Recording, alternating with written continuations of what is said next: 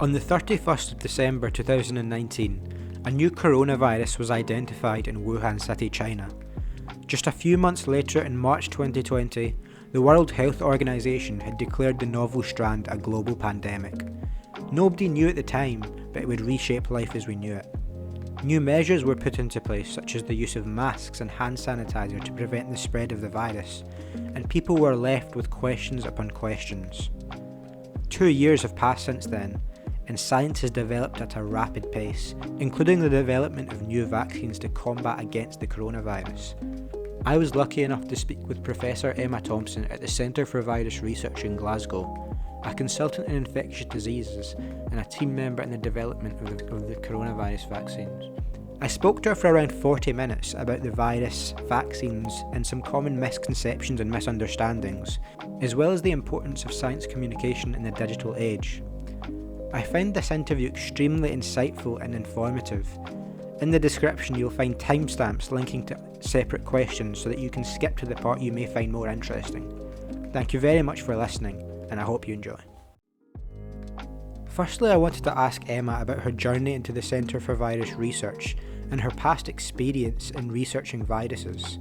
This allowed me to gain insight into why her knowledge was valuable and why she was somebody that we should all listen to when it comes to virus research. So to start, I'd like to ask you, when and why did you join the Centre for Virus Research, and what are your current roles?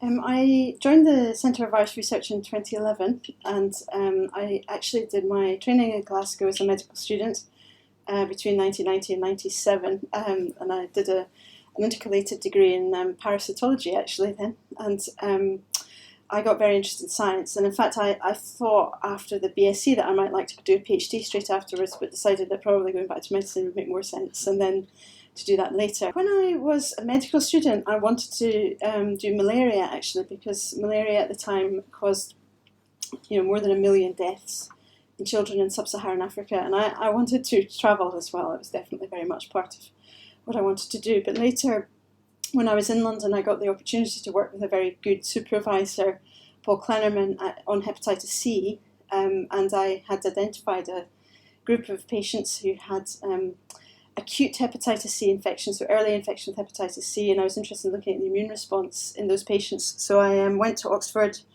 to Paul Kleinerman's laboratory to learn how to explore the immune response in those people. And so I guess I've always been interested in the arms race between virus and host. Having established Emma's knowledge and experience as valuable, I now wanted to ask her about the impacts that the pandemic had had on the NHS, and also how this could impact the NHS in the future. So how has being a doctor changed during the pandemic? Well, I mean, I am an infectious diseases physician, and so dealing with infectious diseases is not unusual to me, but the scale of this has been unprecedented, and it's not something that I in my career have experienced before at this level. And it's changed everyone else's life in the hospital in the same way. So people who are not infectious diseases specialists have had to learn about PPE and about how to treat COVID. So a lot of the focus on the response to COVID has been on reducing the impact on the NHS and the stress on the NHS. But do you think that in the future, due to potential backlog of procedures and also the mental health impacts of the pandemic, that we could be putting more stress on the NHS later on? Undoubtedly, and this is always a feature of infectious diseases outbreaks. So, for example, if you look at other countries that have experienced serious outbreaks of infection that has resulted in the shutdown or delay of services, you see the same kind of number of deaths associated with the services being less available to them. And there are many people waiting for operations now, some people for 2 years for an operation, and we also don't have a limitless intensive care capacity. And so if youngish people are in intensive care with COVID-19, then it means that other people can't get in, and it means that people that need complex operations like cardiac transplant or renal transplant and that sort of thing, those people are not getting operations just now. Next, I speak with Emma about the coronavirus itself and its mechanisms of action, as well as how variants arise, and whether it's possible for new vaccination to keep up with a seemingly unending cycle of new variants of the coronavirus. I'd like to move on now to speak a little bit more about the virus itself. So, what is coronavirus in basic terms, and do we understand the mechanisms by which it causes the effects that it does? Right. So Peter Medawar said that a virus is just a piece of bad news wrapped up in protein, which I think is quite a good way of looking at it. And I do like viruses because they're relatively straightforward.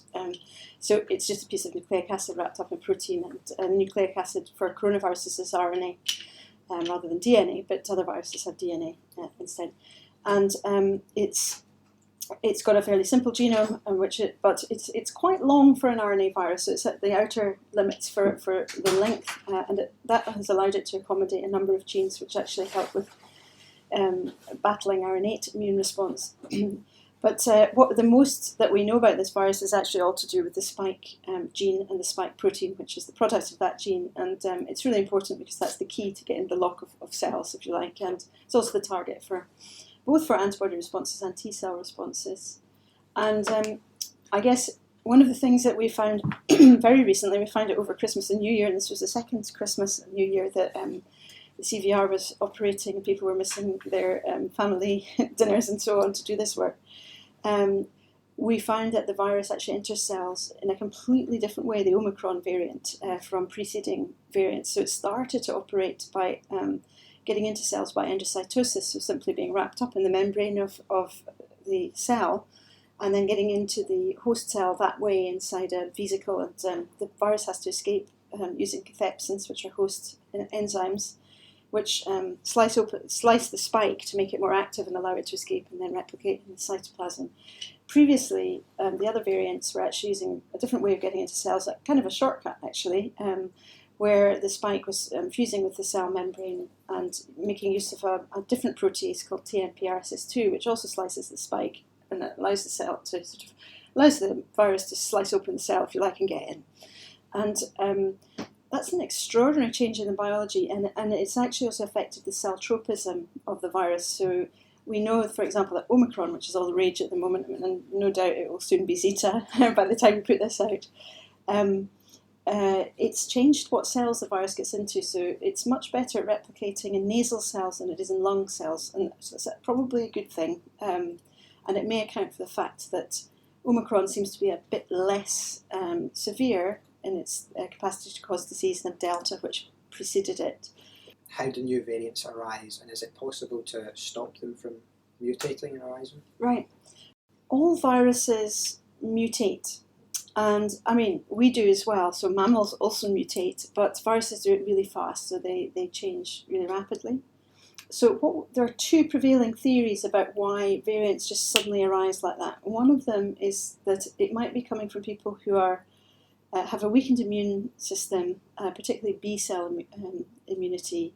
So people, for example, who are receiving rituximab, which is an anti-B-cell treatment for people with arthritis, or people with bone marrow transplants and things like that, they can get long-term infection, and the virus changes quite rapidly in one person. It actually changes more rapidly in one person than in the whole population. And so we think that might be how variants arise. There are other theories as well. So one thing that can also happen is that we know it can jump out of humans and into other animals, and it could jump back again. So that's happened with mink, for example, in Denmark and in Holland.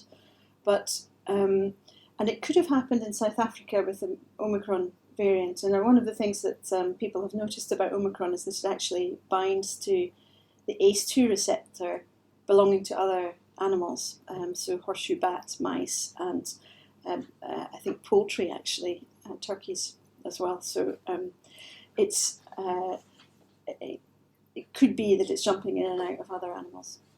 So I guess a question a lot of people would have that is, if they're so different and they mutate so rapidly, then how can the vaccine work against, or how can all the vaccines work against every single variant? And is it possible then for new vaccines to keep up with the rate of new variants if they do mutate so rapidly? Yeah, I mean, this is the dilemma that we're in at the moment. And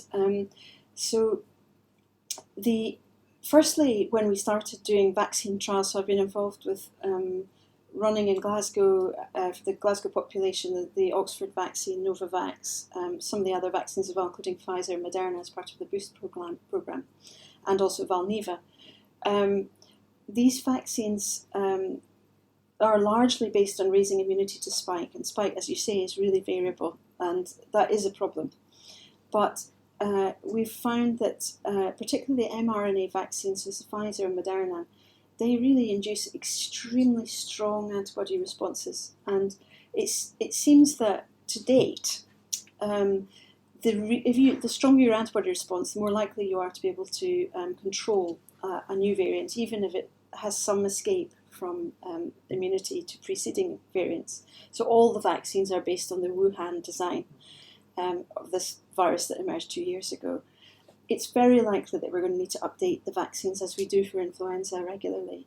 The difficulty is, with influenza, we're able to predict what virus is coming to the UK and to Europe, because we look at what viruses are circulating in Southeast Asia and Australia. It's more difficult with SARS-CoV-2 because it could just pop up anywhere in the world, and so we need to really have very careful genomic surveillance to understand and pick up these variants quickly to allow the companies to have time to produce vaccines. But yes, well, we thought at the beginning when we first ran the vaccine trials that the vaccines might not work at all, because and so that hasn't happened, which is really good. And Omicron is the most challenging one that we've had. 2 doses of vaccine really don't prevent infection very well at all. 3 doses of vaccine make a huge difference. I mean, you get up to about 70% vaccine effectiveness with 3 doses, and that's for preventing infection. It's much higher for preventing severe disease and hospitalisation. So you have to look at what you're measuring as well. Preventing deaths and hospitalisations is the main thing. But I think eventually, and unfortunately in not too long, we probably will have a variant which will escape the vaccines more. In the final section of our interview, I ask Emma about the government's response to the pandemic, including hand sanitisation, masks, the development of vaccines and potential side effects, as well as the difference between immunity that infection gives versus immunity that a vaccine gives. We also speak about science communication and whether it has been good and accessible enough throughout the pandemic. Finally, I ask Emma about the future and how we're preparing for another potential outbreak of another virus. I'd like to move on now and speak a little bit about the COVID response and measures that governments have been taking to prevent the spread. Mm-hmm. So firstly, I'd like to ask you about hand sanitizer and use of masks. Is there scientific backing to show that these stop the transmission of the virus? Well, there's certainly scientific backing for the use of masks. Initially, that people were talking about the scientific backing for the use of masks in hospitals. I have never quite understood why it wouldn't work for everyone else if it's working for hospital workers. And I think we've eventually realised that masks do help to prevent the transmission of infection. What type of masks is a bit of a debate. I have worked throughout the pandemic with the surgical mask, which is sort of loose at the sides and not particularly sealed.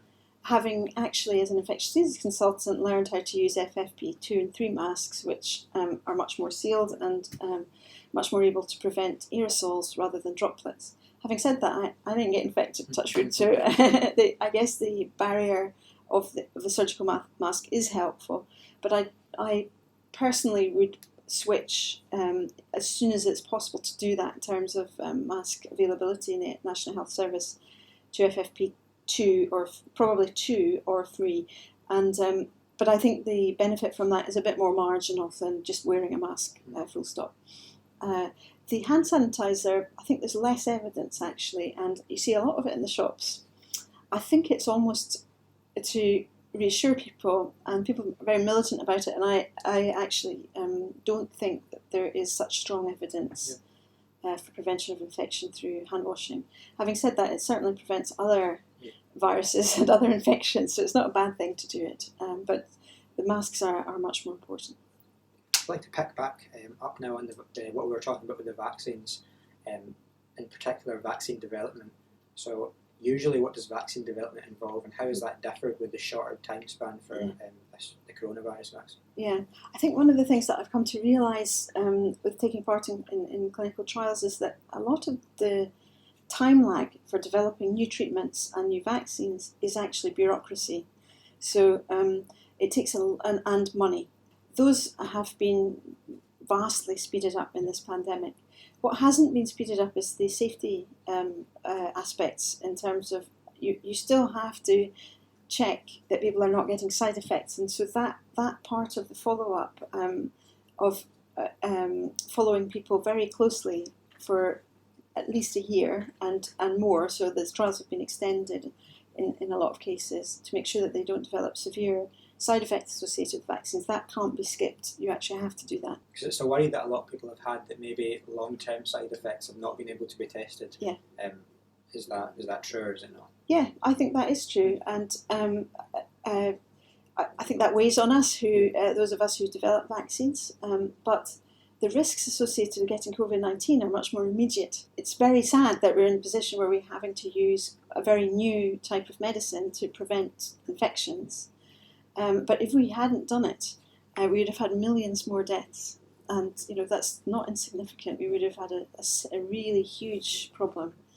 I think the other thing to say, though, is that vaccine side effects usually, but not always, are shorter term. So you tend to get side effects early rather than late. But we certainly haven't ruled out that there might be a late side effect for some people. That could still happen, and we will have to continue to monitor the safety of the vaccines over time. We've seen a few different vaccines now come out: AstraZeneca, Pfizer, Moderna. How do these differ in what they do? So yeah, it's amazing, really. We've got all these different technologies. So I think the biggest advance has definitely been the Moderna and Pfizer mRNA vaccines. And the reason for that is that you literally print the mRNA with a printer. So you can look at the sequence. We look at the sequence in this room. These guys, the bioinformaticians, look at the sequence in this room. And you can then just program that into a printer, print an mRNA vaccine, and inject it into your arm. And then what happens in your arm is the function of what had been previously done in a factory, where your arm makes the protein really quickly, and the protein then gets into the body, and you raise an immune response to it. There are other technologies as well. So one of the other newer technologies is the vector technology. The AstraZeneca vaccine is perhaps a little bit less immunogenic than the mRNA vaccines, and I think that's very important. And then there are also whole virus vaccines. So Valneva and some of the Chinese Sinovac vaccines are whole virus inactivated vaccines, and they may end up being important because the spike changes, but other bits of the vaccine change less. And so if you can generate an immune response that attacks other bits of the virus may be less able to evade that type of immune response. Having said that, still the RNA virus vaccines are looking by far the best vaccines. So I touched on earlier about some of the concerns that people have over the coronavirus vaccines, and some people are anti-vax in general. So do you think that the communication between experts like yourself and the general public has been good enough and been available enough in sort of modern formats to sort of allay these fears? Yeah, I think there's I think there are different issues here that have to be unpacked. I think anybody in their right mind would have concerns about having a new medicine, and I think that to a large extent, actually, the UK has done very well with its vaccine information. But I think we could do better, and I wouldn't want to be overconfident about that. I think it is really important that we explain concepts about the vaccines and so on carefully. But I think the problem is that you have to do something quite fast, because otherwise you're going to see millions of deaths. And also the people who can explain what's going on are really caught up with manufacturing the vaccines, or trying to get them into clinical trials, or trying to run studies to understand better the virus. So there is an issue around time and funding. I think so. But there's a second thing. So that's just the average sort of person will want to know what it is that you're giving to them and why you're giving it, and why do I need this medicine. I think that there was good messaging around how awful the disease is and how scary it is. And I mean, I've seen a lot of it, and it's a really unpleasant illness. And unfortunately, I've seen people, largely middle-aged and older, do really badly from it. And so I personally, being in that category of at least middle age, was extremely keen to be vaccinated and didn't hesitate. But if you haven't seen that, it could be a bit different in terms of thinking about whether or not you need it. And I think that is difficult to convey. I think that we have tried to do that, and there have certainly been cameras in the intensive care units and so on. There is something else to consider, though, which is misinformation. And I think we've really underestimated the amount of money that goes into professional misinformation, and that's a different thing. That's people making money out of misinforming people, and I think those people have blood on their hands, and there are many of them. And I don't think that we should be too naive about how powerful they are and what their motivations are either. That's not at all the same as vaccine hesitancy, which is, I think some people will say, just give it to me, I totally understand. Other people will want to have a conversation about what's happening to them. And I think both of those responses are very, very reasonable. What's unreasonable is people peddling medicines that might be, they say, are effective to make money out of people and putting people's lives at risk. That makes me quite angry. I want to speak a little bit about patient autonomy with regards to the vaccine, because we're seeing in a lot of countries it's mandated. In the news lately, there's been a story about the tennis player Novak Djokovic not able to go to Australia to do his job. So at what point does patient autonomy have to take the backseat, and do we say to people that you've got to take the vaccine because it's helping to save lives?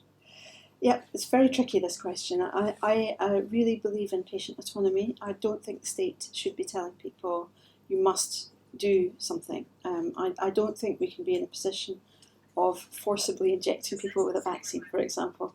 I think, however, we do have a responsibility to encourage people to be vaccinated, and I think that people also need to understand that it's not just for them, that they're getting the vaccine for their older relatives and their friends who may be more vulnerable than they are.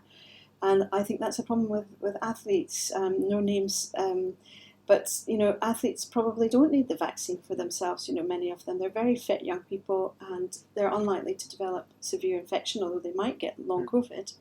And that could, and actually, if they were unlucky enough to get bilateral pneumonia, it could affect their athletic performance. However, I don't think that we should mandate people. I don't think we should force people, but I do think that healthcare workers should be asked to have a vaccine. I think it's irresponsible not to. So, does infection convey the same amount of immunity that a vaccine would do? And if so, why would you vaccinate somebody who's been infected already? Right. I think this is a really important question. So, natural infection certainly gives you a lot of immunity. It doesn't give you as much immunity as 3 doses of the vaccine, though. So I would strongly recommend to people who've had the infection to have vaccination as well. We do need a little bit more work to look into whether or not people who've been infected need 3 doses of the vaccine. I suspect that that's actually not the case. I think that they may need fewer, but we need data to be able to justify that. So at the moment, we would recommend normal vaccination for people who've been infected. But you're right. Natural infection certainly protects you to a certain extent, but it's not enough against Omicron, and you do need to be vaccinated as well. And my final question is that I think it's fair to say we weren't the most prepared for the emergence of this virus. So what are we doing now to prepare ourselves for the future of potentially another outbreak? Yeah, what you need to do now is to take that question to the chief medical officers in the UK and ask them. I agree. There were certain factors that meant that we were in a bad position for a pandemic. One was that the health service has been underfunded for the last 10 years, and so when I was a house officer, that was sort of 97, 98, health service was very poorly funded, and we worked very long hours, like 140 hours a week sometimes, and I felt that sometimes that was unsafe. It was also unsafe for us. And then things got a lot better. Without bringing politics in, the Labour government under Blair actually invested a lot in the health service, and you could feel it. You could feel the change in staffing and in the availability of treatments for patients, and you could see a change in the sort of quality of care.